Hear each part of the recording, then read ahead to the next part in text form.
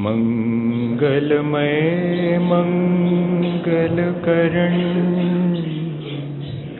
वीतराग विज्ञान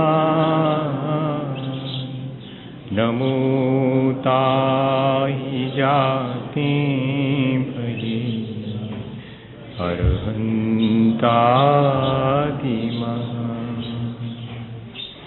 जो विद्यादि सागर सुधी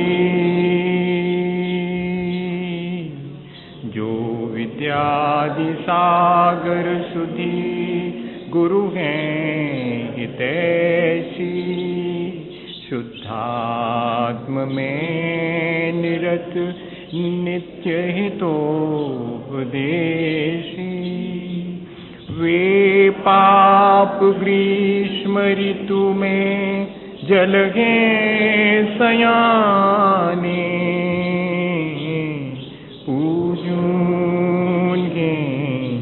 सतत केवल ज्ञान पाने पूजून के सतत केवल ज्ञान पाने। बोलिए भगवान महावीर स्वामी की, आचार्य कुंद कुंद स्वामी की, आचार्य गुरुवर विद्यासागर मुनि महाराज,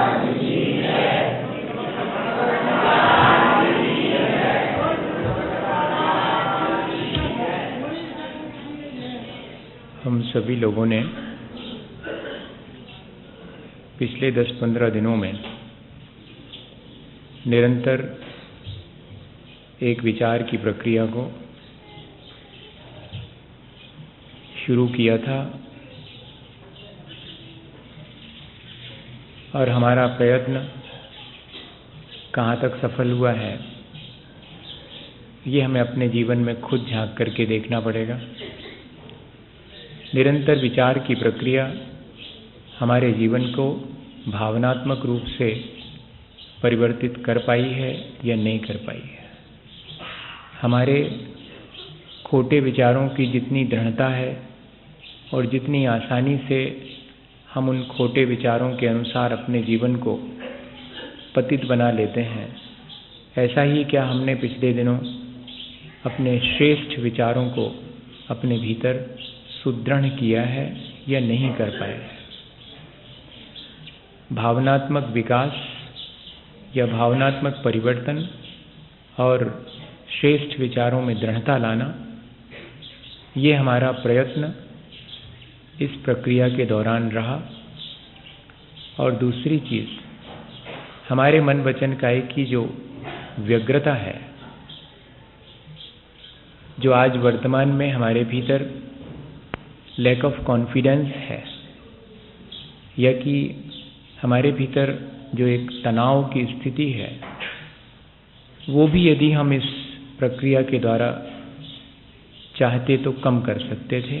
अभी भी वक्त है, हम चाहें तो विचारों की या मन वचन काया की व्यग्रता को कम करके, उसकी चंचलता को कम करके हम स्थिरता भी पा सकते हैं, जिससे हमारा आत्मविश्वास भी बढ़ता है और जो तनाव हमारे मन में है, स्ट्रेस या स्ट्रेन, वो भी कम होता है।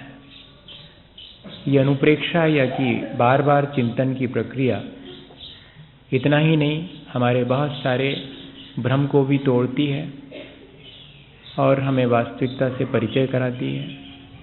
भ्रम टूटने पर राग द्वेष घटता है, हमारा मोह भी कम होता है, हमारे भीतर जो ज्ञान और वैराग्य की शक्ति है वो धीरे धीरे बढ़ने लगती है। ये इतनी बातें हमने पिछले दिनों इस प्रक्रिया के दौरान सीखने और समझने की कोशिश की है। जीवन में जो कुछ भी दिखाई देता है वो सब क्षणभंगुर है जो दिखाई नहीं देता है वो शाश्वत है, जो दिखाई नहीं देता वो मेरा अपना आत्म तत्व है, और जो कुछ भी यहाँ इन आँखों से दिखाई देता है वो सब क्षणभंगुर है। मेरा अपना शरीर भी नाशवान है। और इतना ही नहीं, मैं जिन जिन चीज़ों का आलंबन लेता हूँ वे चीज़ें हमें वास्तव में सहारा नहीं दे पाती। ऐसी स्थिति में हमें धर्म और पंच परमेष्ठी का सहारा लेना चाहिए। संसार में हम जितना सुख खोजने की कोशिश करते हैं उतना ही हमें दुख मिलता है। हमें एक ऐसे सुख की खोज करना चाहिए जिसके पीछे दुख नहीं है। यहाँ हम सोचते हैं कि कोई और हमें सुखी और दुखी बनाता है, लेकिन हमने पिछले दिनों इस विचार प्रक्रिया से ये बात अपने भीतर बहुत दृढ़ता से तय कर ली है कि नहीं, सुखी दुखी कोई मुझे नहीं बनाता। मैं स्वयं अपना मित्र हूँ, मैं ही स्वयं अपना शत्रु हूँ। मैं यदि अपने जीवन को पतित बनाता हूँ तो मैं ही अपना शत्रु हूँ, मैं अपने जीवन को श्रेष्ठ बनाता हूँ तो मैं ही अपना मित्र हूँ। और सुख और दुख मैं अपने उत्थान और पतन के जो परिणाम हैं उनके द्वारा ही पाता हूँ।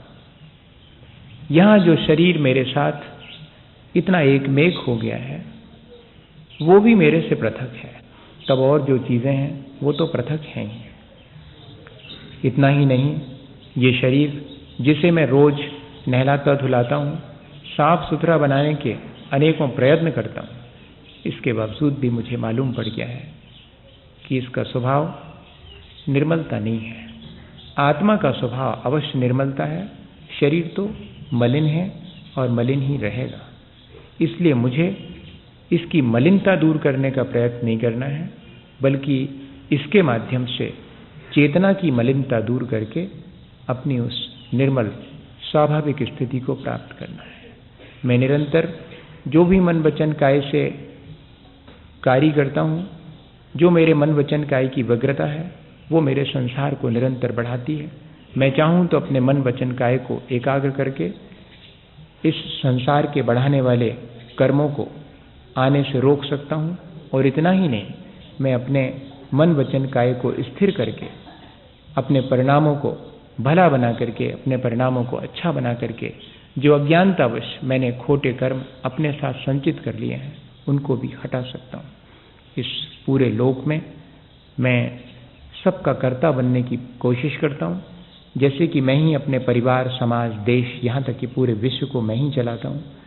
ऐसा ये मेरा मिथ्या भ्रम, ये अहम बुद्धि, संसार से सुख की आकांक्षा, और इतना ही नहीं, सुख नहीं मिलने पर दूसरों से शिकायत, ये सारी चीज़ें मुझे छोड़ देनी चाहिए, क्योंकि इस संसार या इस लोक में कोई इसको न बनाने वाला है, न इसे कोई नष्ट करता है, न कोई इसे धारण करता है। और आगे बढ़ कर के हमने समझा, विचार किया कि ये मनुष्य जीवन सुनते तो हैं कि बहुत दुर्लभ है, लेकिन human without humanity is not rare, human with humanity is very rare. मनुष्यता के बिना यदि मैं मनुष्य जीवन प्राप्त भी कर लूँ तो कोई बहुत बड़ा अचीवमेंट नहीं है। ये मनुष्य पर्याय इसलिए दुर्लभ है जबकि मैं उस दुर्लभता को सार्थक करूं, बोधि की प्राप्ति करूं, तब वो मनुष्य पर्याय दुर्लभ है। जिस मनुष्य के जीवन में बोधि की प्राप्ति हो गई उसने अपने जीवन की दुर्लभता को वास्तव में सार्थक बना दिया। उसने अपने मनुष्य जीवन को प्राप्त करके उसे सार्थक बना दिया। हम सब अपने किसी पूर्व पुण्य के संचय से इस मनुष्य भाव को तो प्राप्त कर लेते हैं जो कि दुर्लभ है, लेकिन इस मनुष्य भाव में जो वास्तव में दुर्लभ है वो बोधि है, वो रत्नत्रय है। बोधि के मायने सम्यक दर्शन, ज्ञान और चारित्र, यही बोधि है, और जिससे हमें केवल ज्ञान की प्राप्ति होती है। ऐसी ये बोधि दुर्लभ है। ऐसा वो मनुष्य भाव भी दुर्लभ है जिसमें बोधि की प्राप्ति हो जाए। ऐसा वो मनुष्य होना दुर्लभ है जिसमें केवल ज्ञान की प्राप्ति हो जाए। आज हम मनुष्य अवश्य हैं, लेकिन हमें रत्नत्रय की प्राप्ति तो हो सकती, पर रत्नत्रय के फलस्वरूप जो केवल ज्ञान है उसकी प्राप्ति आज हमें यहाँ से नहीं हो सकती। पर फिर भी हमने अगर मनुष्य पर्याय पाई है तो उसकी सार्थकता इसमें है कि कम से कम हम रत्नत्रय की सम्यक दर्शन ज्ञान चारित्र को पाने की भावना तो पाएं। और इतनी बात समझने के बाद आज आखिरी बात है 12 अनुप्रेक्षाएं या 12 प्रकार से अपने स्वभाव को प्राप्त करने का चिंतन हमने किया, अपने मोह को कम करने का चिंतन किया, अपने वे ऑफ लिविंग को ठीक ठीक ढंग से जीने की प्रक्रिया को हमने सीखा। आज आखिरी में हम देखते हैं कि वो जो बोधि दुर्लभ है उसकी महिमा क्या है और उसकी प्राप्ति का उपाय क्या है। धर्म भावना और बोधि दुर्लभ भावना, इन दोनों में जरा सा अंतर है, ज्यादा नहीं है। जो बोधि है, जो रत्नत्रय है, वही धर्म है, लेकिन हमने वहां पर बोधि की दुर्लभता बता करके उस बोधि को प्राप्त करने का उत्साह जागृत किया था। आचार्य भगवंतों ने हम पर कृपा करके पहले बोधि की दुर्लभता, और वो बोधि मनुष्य भाव में प्राप्त होती है, इसलिए उस मनुष्य भाव की दुर्लभता, इसका हमें एहसास कराया। और जैसे ही हमें बोधि की दुर्लभता का और अपने मनुष्य जीवन की दुर्लभता का एहसास हुआ, तब फिर हम क्या करें, उस बोधि की प्राप्ति या उस धर्म की प्राप्ति के लिए क्या उपाय है और उस धर्म की महिमा क्या है। ये दोनों बातें हमें आज विचार करने की हैं। बत्थु स्वभावो धम्मो खमादि भावो यदश विहो धम्मो रैनत्ययम च धम्मो जीवाणम रखणो धम्मो। ऐसी आचार्य भगवंतों ने हमें धर्म के बारे में शिक्षा दी है। वास्तव में धर्म वो है जो कि धारण किया जाए और जिसके धारण करने से हमें मोक्ष रूपी उत्तम सुख की प्राप्ति हो, हमारा जीवन ऊंचाइयों को छू सके, हमारा जीवन निर्मल हो सके। वास्तव में धर्म वही है। अगर सरल शब्दों में हम समझना चाहें तो जो जितना हमारे जीवन को निर्मल करता जाए वही धर्म है, और जितना जितना हमारे भीतर वो निराकुलता देता जाए वही धर्म है। आचार्य भगवंत की यही 2 लाइनें मेरे जीवन में जब तक गूंजती हैं, जब मैं आचार्य महाराज के पहली बार प्रवचन सुनने गया था, तब उनकी प्रवचन सभा में चतुर्दशी के दिन, वो याद है मुझे 14 का दिन था, तब आचार्य श्री ने प्रवचन के दौरान कहा था कि जितनी जितनी निराकुलता जीवन में आज है, उतना उतना मोक्ष आज भी संभव है। कौन कहता है कि वर्तमान में मोक्ष नहीं है? ठीक है, पूर्णतः मोक्ष नहीं है, लेकिन जितनी जितनी निराकुलता का उपाय हम करते जाएंगे, उतने उतने मुक्ति की तरफ आज भी हम बढ़ सकते हैं। ये बात हमें आज बहुत गौर से अपने भीतर विचार करने की है। हम लोग अपने आकुलता के कितने उपाय करते हैं दिन भर में? कितना हमारे जीवन का अनुभव है कि हमने जितनी भी बार संसार की चीजों से राग द्वेष किया है, उतनी हमारी आकुलता और व्यग्रता बढ़ी है। हम सब समझते हैं कि इस आकुलता और व्यग्रता से बचने का उपाय क्या है, लेकिन हम इससे बचने का उपाय कम करते हैं, बल्कि इसी आकुलता और विकलता के उपाय हम अपने चारों तरफ निरंतर इजाद करते चले जाते हैं, नए नए तरीके से। कहते जरूर हैं कि हम शांति चाहते हैं, लेकिन हम उपाय दिन भर में अशांति के ही करते हैं। किसी भी तरह से देख लें, शांति का नाम धर्म कह लें, निर्मलता का नाम धर्म कह लें, निराकुलता का नाम धर्म कह लें, बात एक ही है। चाहे हम ये कहें कि हम शांति पाना चाहते हैं, कौन नहीं चाहता? कौन व्यक्ति है जो कि निराकुलता नहीं चाहता? कौन व्यक्ति है जो निर्मलता नहीं चाहता? यही धर्म है, क्योंकि ये उसका स्वभाव है और ये किसी से मांगने की आवश्यकता नहीं है। आचार्य भगवंतों ने इस बात का हमें एहसास कराया है कि ये चीज किसी और से मांगनी पड़े, ऐसा नहीं है। क्या कहते हैं? धर्म भावना के भाते समय जांचे सुरतरु देय सुख, चिंतत चिंता रैन, विन जांचे विन चिंत ये धर्म सकल सुख दे। याचना करने से, जांचे का अर्थ है याचना, याचना करने से या मांगने से कल्प वृक्ष भी हमें कुछ दे देते हैं, मनचाही चीज, और मन में विचार करने से हमारी मनोकामना चिंतामणि रत्न भी पूरा कर देता है। लेकिन जहाँ मांगने की, याचना करने की, प्रार्थना करने की भी आवश्यकता नहीं है, जिससे हमें सब प्रकार का सुख, शांति और निराकुलता मिल जाती है, हम अपने उस निर्मल स्वभाव को प्राप्त कर लेते हैं, जिससे फिर हमें बाद में च्युत भी नहीं होना पड़ता है, नीचे भी नहीं आना पड़ता। एक ऐसे उत्थान की अवस्था जहाँ से हमारा पतन नहीं होता है, बिना प्रार्थना, बिना मांगे। वो सिर्फ एक धर्म ही है जो हमें सब कुछ जीवन में देता है। रहीम ने लिखा है शायद, रहीमन बेनर मर गए, जो नर मांगन जाए, उनसे पहले बे मरे, जिन मुख निकसत नाए।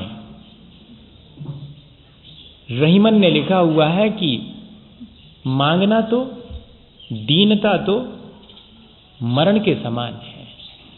चाहे कल्पवृक्ष से मांगना पड़े और चाहे चिंतामणि रत्न से मांगना पड़े, मांगना तो मरण के जैसा ही है।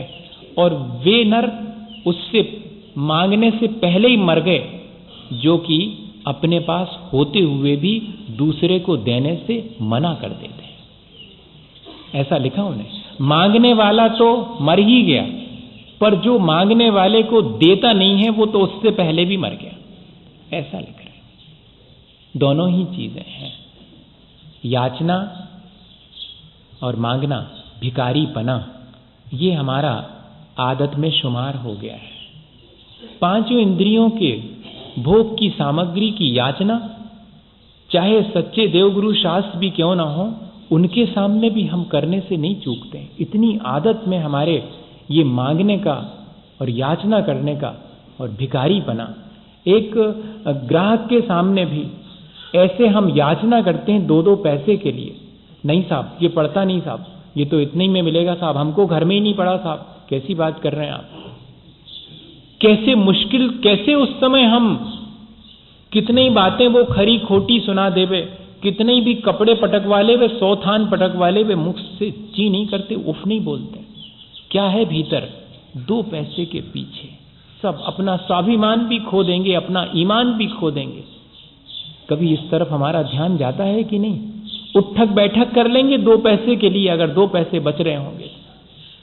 सब कुछ करने तैयार हैं हम, अपना पतन भी करने तैयार हैं। ये चीज हमें विचार करनी चाहिए कि क्या इस तरह हम अपने जीवन में कुछ प्राप्त कर पाएंगे, अपने जीवन को ऊंचा उठा पाएंगे, जहां कि हमारे भीतर अपने 5 इंद्री और मन के विषयों की पूर्ति के लिए अपना ईमान भी खोने के लिए हम तैयार हों। वहां जीवन में धर्म आ ही नहीं सकता।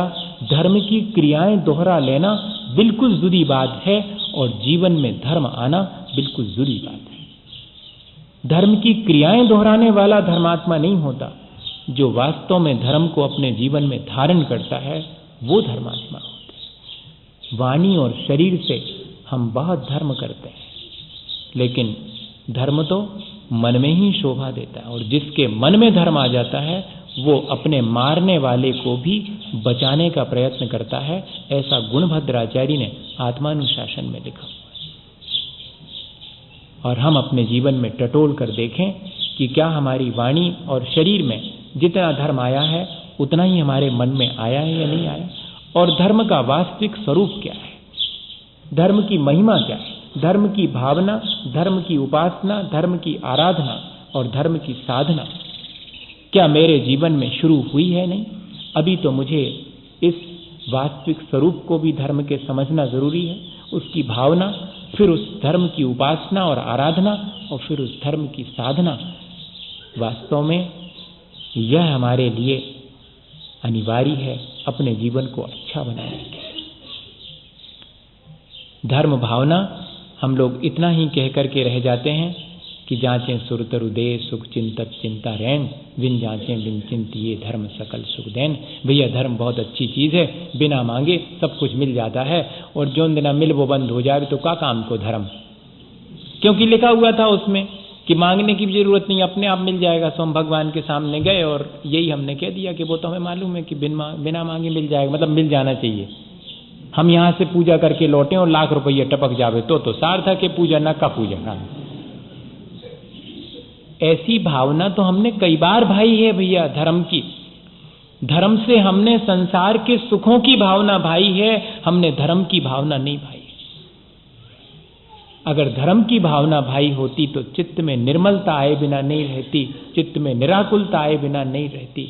वास्तव में तो धर्म वही है जो हमारे चित्त को निर्मल कर दे, जो हमारे मन को निराकुल कर दे। आचार्य भगवंतों ने जो 4 बातें धर्म के बारे में लिखी, जो उसका वास्तविक स्वरूप लिखा, उसे हम पहले समझें, फिर धर्म की भावना कैसे भानी चाहिए, और फिर धर्म की आराधना, धर्म की उपासना, और अंत में धर्म की साधना कैसे करनी चाहिए। ये सारी चीज़ें हम समझ लें। धर्म शब्द अपने आप में बहुत अधिक कहना चाहिए, कहना अपना अर्थ खो चुका है।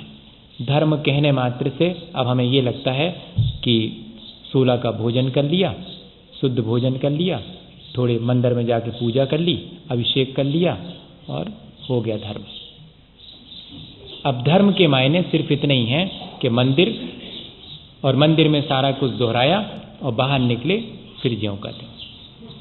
अगर किसी से कहो कि भैया बहुत धर्मात्मा हो गए हैं, किसी से कहो तो वो समझ जाता है कि धर्मात्मा हो गए मतलब अब घर गृहस्थी में माने रुचि नहीं रह गई, खूब कर लो, सैचुरेशन हो गया, अब थोड़ा फुर्सत है तो मंदिर में जाने लगे होंगे, महाराज के पास वचन का सुनने लगे होंगे। बाकी हैं ज्यों के त्यों। पहले जैसे गाली देते थे आज भी वैसे ही देते हैं, पहले जितना गुस्सा करते थे आज भी उतना ही करते हैं, जितनी पहले मान सम्मान की भूख भीतर थी आज भी ज्यों की त्यों, कोई परिवर्तन नहीं आया। बस सिर्फ इतना हुआ है कि भैया ये धर्मात्मा हो गए, मंदिर जाने लगे, पूजा करने लगे, पहले तो जाते ही नहीं थे, अब तो जाने लगे, अब तो प्रवचन में भी बैठने लगे, पर हैं ज्यों के त्यों।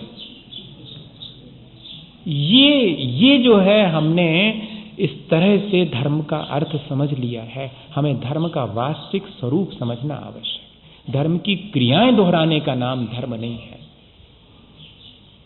धर्म की क्रियाओं को दोहराना तो ठीक ऐसे है जैसे कि आपने शरीर पर कपड़े पहन लिए। शरीर पर कपड़े पहनने से कोई सुंदर नहीं होता, जिसका हृदय निर्मल है वो सुंदर है, वही धर्म से युक्त है। ये हृदय की निर्मलता हमारे भीतर आई, हृदय की उदारता और विशालता आई है या नहीं आई है, ये हमें निरंतर विचार करना। अपन इस तरह से कह करके किसी पर कमेंट नहीं कर रहे हैं, ना अपने आप पर कोई कमेंट कर रहे हैं, ऐसा मत सोचना। भाषा का जरूर अपन ने ऐसा उपयोग कर लिया ताकि अपने कोई चोट पहुंचे, दूसरे को चोट पहुंचाने का कोई विचार नहीं है। इसमें अपन विचार कर रहे हैं सिर्फ कि मैंने ऐसा कर लिया है, मैंने धर्म के मायने ये समझ लिया है। जब कोई कहता है मेरे से कि मुझे धर्म करना चाहिए, तो मैं सोचता हूँ कि मुझे शुद्ध भोजन करना चाहिए, मुझे रात में भोजन नहीं करना चाहिए, और मुझे मंदिर जाना चाहिए, पूजा करनी चाहिए। मैंने धर्म करने के मायने ये ले लिया है, लेकिन इतना ही नहीं है। ये सब तो है ही धर्म करने के मायने, लेकिन इससे भी और आगे जाना चाहिए था मुझे। इतने में ही धर्म नहीं है। धर्म का वास्तविक स्वरूप तो अपने आत्मा में स्थित होना, अपने आत्म स्वरूप को पाना। बत्तु स्वभावो धर्मो। वास्तव में धर्म तो हमारा अपना जो स्वभाव है उसकी प्राप्ति करना है। लेकिन उस स्वभाव की प्राप्ति कैसे होगी? तो क्षमादि भावो यदस बिहो धम्मो। उत्तम क्षमा आदि भाव मेरे भीतर आना चाहिए। मेरे भीतर क्रोध हटना चाहिए। जैसे ही क्रोध हटेगा मेरा अपना स्वभाव प्रकट हो जाएगा। क्षमा मेरा स्वभाव है। क्षमा भाव लाने के लिए कोई प्रयत्न नहीं करना मुझे प्रयत्न सिर्फ करना है। क्षमा भाव की तो सिर्फ उपासना और आराधना करनी है, और साधना क्षमा धारण करने की नहीं करनी, क्रोध न करूं इस बात की साधना करनी है। देखना आप, भावना भानी है मुझे अपने स्वभाव को प्राप्त करने की, आराधना और उपासना करनी है मुझे अपने स्वभाव की, जैसे कि क्षमा है, मृदुता है, सरलता है, पवित्रता है, सच्चाई है, संयम है, त्याग है, तपस्या है। इन सब चीजों की मुझे आराधना और उपासना करनी है। लेकिन साधना क्या करनी है? साधना मुझे क्रोध ना आए इस बात की साधना करनी। मेरे अंदर मान आने लगे तो मुझे मान को हटाने की साधना करनी है। मुझे मृदुता लाने की साधना नहीं करनी। मृदुता तो मेरा अपना नेचर है। मैं अपने नेचर के विपरीत चला गया हूं, मुझे वापस लौटना है, मुझे साधना सिर्फ इतनी करनी। जब बुद्ध से ये पूछा गया कि आपने इतनी तपस्या के बाद क्या प्राप्त किया, बोले पाने को कुछ था ही नहीं। अरे तो फिर आप ये साधना काहे को करते रहे? बोले जो मुझे पाना था वो मेरे पास पहले से ही था। तो आपने पाने के लिए कोई साधना नहीं की? नहीं, पाने के लिए कोई साधना नहीं की। तो साधना करने का मतलब क्या हुआ? बोले खोने के लिए। मैंने क्रोध खोया, मान खोया, माया खोई, मैंने लोभ खोया, मैंने सारी साधना इन कषायों को विसर्जित करने की है। मुझे कुछ पाना नहीं था, जो मुझे पाना है वो तो मेरे पास ऑटोमेटिकली पहले से है, मैं भूल गया हूं, वो मेरा इन सब विकृतियों में ढक गया है मेरा स्वभाव। ये कोशिश होनी चाहिए, नहीं तो फिर हम क्षमा भाव धारण करने की भी कोशिश करने लगते हैं, हम विनय धारण करने की। अगर कोई विनय धारण करने की कोशिश करने लगे तो फिर वो चमचाई हो जाएगी, फिर वो बटरिंग कहलाएगी। हाँ नहीं, बहुत स्पष्ट है। कोई बाहर से विनय कैसे की जाती, सिखा दो हमें कैसे विनय की जाती। जब महाराज जी आए तो ऐसे कर लेना, हाँ ऐसे कर लेंगे। फिर जब वो बिल्कुल पास आ जाए तो बिल्कुल लौट ही जाना, हाँ लौट जाएंगे। तो आ जाएगी क्या विनय? आ जाएगी क्या? ऐसे आती होती तो बहुत आसान था। फिर तो हम एक तो वर्कशॉप डेवलप कर लेते और उसमें सिखाते कि अब जैसे ही कोई भगवान देखें तो फौरन ऐसे कर लेना, आ गई विनय। ऐसे नहीं आती। मेरे भीतर का अहंकार जितना जितना हटेगा उतनी उतनी मेरे भीतर है वो पहले से। सबके भीतर सोता है एक झरना, इस इंतजार में कि कोई आए और ऊपर की परतें हटाए और एक धार नई बहाए। सबके भीतर सोता है एक झरना शीतल जल का। ठीक ऐसे ही जैसे कि हमारे जिस पे बैठे हैं उसके नीचे भी होगा एक शीतल जल का झरना, लेकिन उस पे जमी हुई हैं परतें मोटी मोटी, वो हम हटाएंगे तो वो तो अपने आप प्रकट हो जाएगा, कहीं से लाने की आवश्यकता नहीं। मेरे ऊपर जो क्रोध की परत जमी हुई है वो मेरे क्षमा भाव को प्रकट नहीं होने देती। मेरा अहंकार मेरी मृदुता को नष्ट किए बैठा है, मेरी अपनी मायाचारी मेरी अपनी सरलता को नष्ट कर देती है, मेरी अपनी लोभ की प्रवृत्ति मेरी पवित्रता को नष्ट करती है। मैं पवित्र हूं लेकिन मेरा लोभ मुझे कलुष कर देता है। जितना जितना लोभ है उतनी अधिक मलिनता है जीवन में। पवित्रता जितना संतोष है उतनी पवित्रता है, जितना लोभ से रहित अवस्था है उतनी पवित्र, कहीं से लाना नहीं है। मेरा कहने का आशय सिर्फ ये है कि इस धर्म की साधना करने के मायने हैं कि मैं अपने भीतर की विकृतियों को रोज रोज हटाऊं, यही साधना है धर्म की, और इसके अलावा कुछ भी नहीं है। हम देखें इस प्रक्रिया को हम किस तरह से करें। बहुत आसान से तरीके से हमें इसको करना चाहिए। हमारे जीवन में जब जब भी क्रोध का अवसर आए तब तो हम क्रोध कर ही लेंगे, उसके बिना तो काम चलेगा नहीं। क्रोध का अवसर आया और हम क्रोध ना करें ये तो होगा ही, लेकिन इसके बाद तो कुछ है हमारे हाथ में। ये हमारे हाथ में नहीं है कि क्रोध का अवसर आने पर हम अपने को रोक सकें, क्योंकि इतनी साधना नहीं है हमारी। तो हम क्या करें, उस क्रोध का ड्यूरेशन कम कर दें, बच्चों जैसा गुस्सा कर लें। क्या ऐसा नहीं कर सकते कि 5 मिनट अच्छी तेजी से लड़ लिया उसके बाद गले में हाथ डाल लें? क्या ऐसा नहीं कर सकते? उसका ड्यूरेशन कम नहीं कर सकते? कितनी देर तक गुस्सा करना है? थोड़ी देर, बस कर लिया, हो गया। उसके बाद माफी नहीं मांग सकते हैं, उसके बाद सॉरो फील नहीं कर सकते हैं, कन्फेस नहीं कर सकते? क्या हम उसको ज्यादा प्रोलॉन्ग करें, ज्यादा देर तक बढ़ाएं, कल तक बैर के रूप में बांध लेवें? ऐसा आवश्यक नहीं है। हम इस तरह से अगर हमें क्रोध आ भी जाता है तो उसके ड्यूरेशन को कम कर दें, उसे हम नेगेटिव से पॉजिटिव बना दें। क्रोध में किसी का अहित नहीं करूंगा, क्रोध आने पर मेरे से किसी का अहित ना हो। क्रोध आने पर भी हित हो सकता है क्या? हो सकता है। बेटे पर माँ रोज गुस्सा करती है, काहे के लिए? तू बिगड़ रहा है, अच्छा बन, इसलिए गुस्सा कर रही है, ये पॉजिटिव है। कोई व्यक्ति अपने जीवन का अहित कर रहा हो, उस पर हमें अगर गुस्सा आती है, या कि हम अपने आप पर गुस्सा करें, अपना जब जब भी अहित करें तो अपने आप पर गुस्सा करें कि मैं अपना अहित क्यों कर रहा हूं। गुस्से को क्या हम इस तरह से पॉजिटिव बना सकते हैं? बना सकते हैं। कितनी देर तक करना है, कब करना है, कब नहीं करना है, कैसे करना है? गुस्सा तो करना, पर कैसे करना? हाँ, उसकी इंटेंसिटी कितनी रखना है, ज्यादा कि कम? ऐसा कभी विचार किया? कर सकते हैं ऐसा विचार, कोई बहुत बड़ी चीज नहीं है। थोड़ा सा अगर शांत बैठ करके सुबह शाम इस प्रक्रिया को एक ही चीज को, चलो क्रोध को ही, इसी तरह अहंकार को, इसी तरह लोभ को। लोभ हमारा उतना ही होता जितना हमारा बजट है, लेकिन हम अपने बजट के अनुसार ही लोभ करते हैं। तो इसी तरह हम अपनी लोभ की प्रक्रिया को चेंज भी तो कर सकते हैं। काहे को ज्यादा लोभ करना, जितने से मेरा जीवन चलता है उतने ही लोभ करो ना, उससे ज्यादा काहे को करो। 4 कपड़े पहनने को चाहिए हैं, लेकिन 40 का लोभ काहे को करो। ऐसा मन में विचार करना। मैं ये नहीं कह रहा हूं कि जाकर के सारे कपड़े फेंक देना घर में से, लोभ कम हो गया। ऐसे होता कम तो बहुत आसान था कि उठा करके दूसरे को दे दिए, ऐसे थोड़ी होता।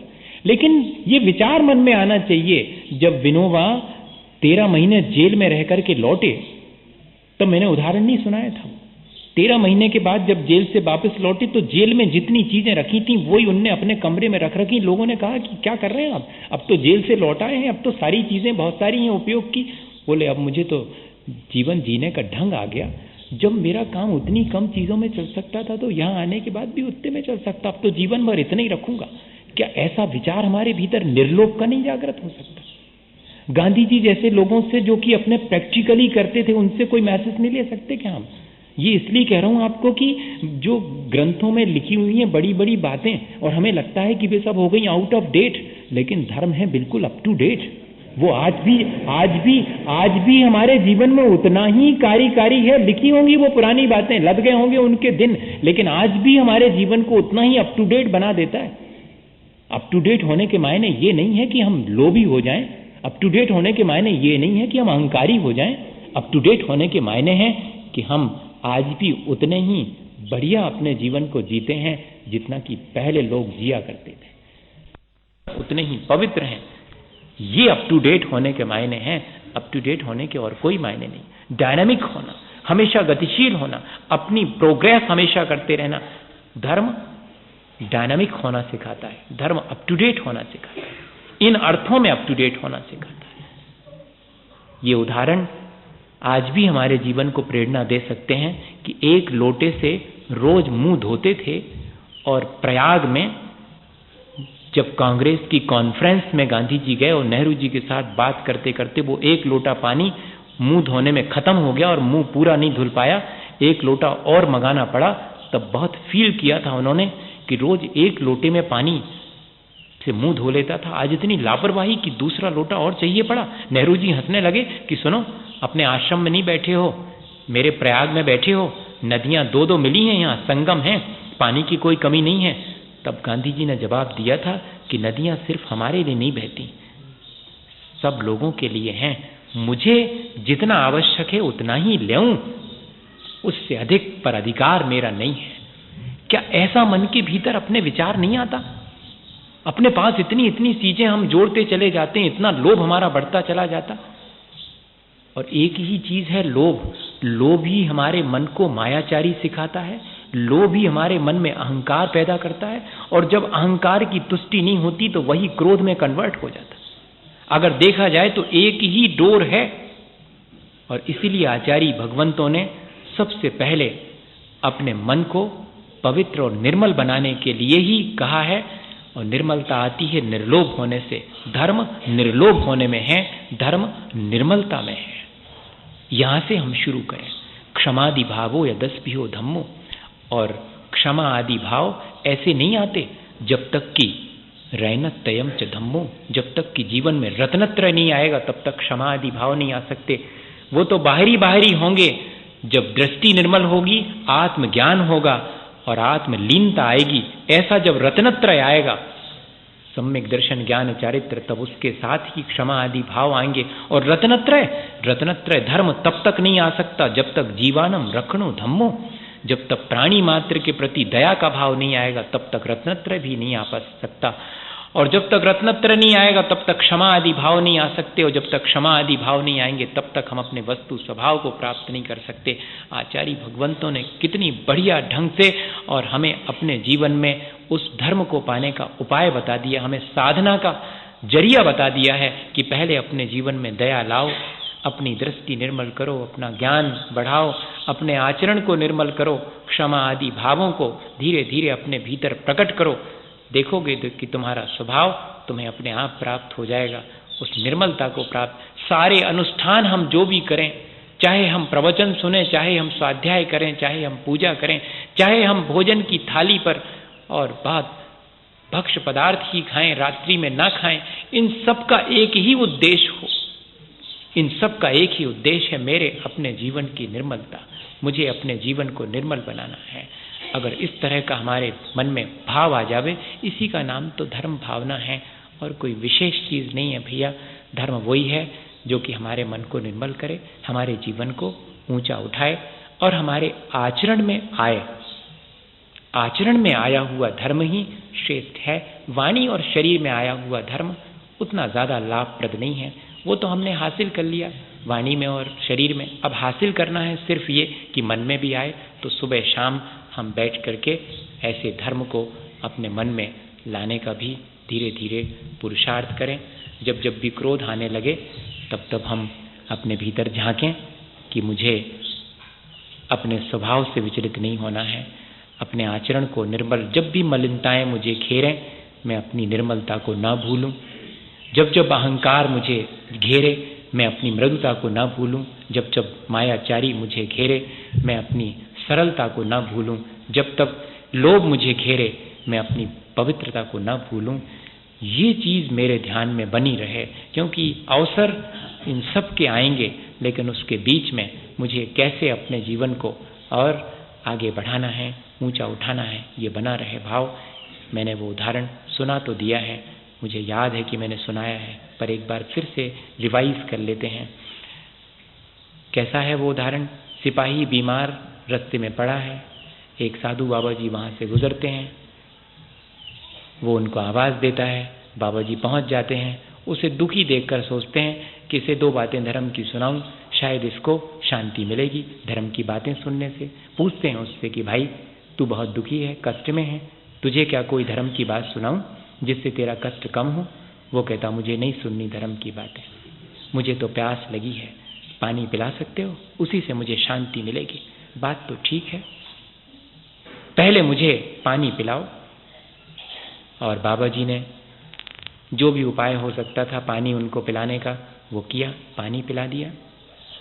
और पानी पीने के बाद कहा कि और कुछ, मेरे से करवट नहीं ली जाती, बहुत कष्ट है, मुझे करवट दिला दो। बाबा जी ने मदद करके करवट दिला दी। करवट दिलाने के बाद बाबा जी एक कंबल ओढ़े थे, वैसे वाले बाबा जी थे, कंबल ओढ़े थे वो। तो हमारे जैसे बाबा जी कोई काम के नहीं, कुछ नहीं दे सकते, क्या काम के कंबल कुछ भी नहीं है, क्या देंगे? दो शब्द दे सकते हैं और क्या देंगे? भावनाएं उत्पन्न करवा सकते हैं। वो वाले बाबा जी के पास कंबल था। तो उन बाबा जी ने कहा कि और क्या कहूँ, और क्या करूँ तुम्हारे लिए? उसने कहा ठंड बहुत लगती बाबा जी, कोई इंतजाम कर दो। बाबा जी ने अपना कंबल उसके ऊपर ढांक दिया। जैसे ही कंबल ढांका, उस सिपाही की आंख में आंसू आ गए। बाबा जी आप मुझे धर्म की बातें जरूर सुनाओ। अभी थोड़ी देर पहले कहता था कि धर्म की बात सुन के करूँगा क्या, अब कहता है कि मुझे धर्म की बात जरूर सुनाओ। बाबा जी ने पूछ लिया कि पहले क्यों नहीं सुनना चाहते थे, अब क्यों सुनना चाहते हो? तो उसने एक ही बात कही कि जिसके जीवन में धर्म आ गया है उससे धर्म की बात सुनना चाहता हूँ। आपने मुझे पानी पिलाया, करवट दिलाई और यहाँ तक कि अपना कंबल भी दे दिया। मुझे मालूम पड़ गया कि अगर धर्म आपको ये करना सिखाता है तो धर्म अवश्य श्रेष्ठ है, आप मुझे धर्म जरूर सुनाओ। भैया धर्म की श्रेष्ठता अपने जीवन में उसको प्रकट करने पर ही होगी, तब मालूम पड़ेगा स्वयं को भी और दूसरे को भी। अकेले वाणी से धर्म सुनना सुनाना ही श्रेष्ठ नहीं है, बल्कि उसे अपने जीवन में, अपने जीवन को श्रेष्ठ बनाने के लिए उसका उपयोग करें तो दूसरे को भी और स्वयं को भी उस धर्म को धारण करने का मन बनेगा। हम लोग अपने जीवन में धर्म की भावना भाएं, उसकी उपासना और आराधना करें, और इतना ही नहीं अपने जीवन को धर्ममय बनाने के लिए थोड़ी थोड़ी साधना भी शुरू करें। आज इस तरह हमने इस प्रक्रिया को, जिसमें कि हम अपने जीवन को अच्छा बनाने की प्रक्रिया मान रहे थे, वो हमने पूरी की। अब देखते हैं आगे हम और कैसे अपने जीवन को किसी और उपाय से और अच्छा बनाने के लिए अपने जीवन को क्या उपाय करते हैं। हम और अपने जीवन को अच्छा बनाने का उपाय कर सकें, हमेशा करते रहें इसी भावना के साथ। बोलिए आचार्य गुरुवर विद्यासागर मुनि महाराज।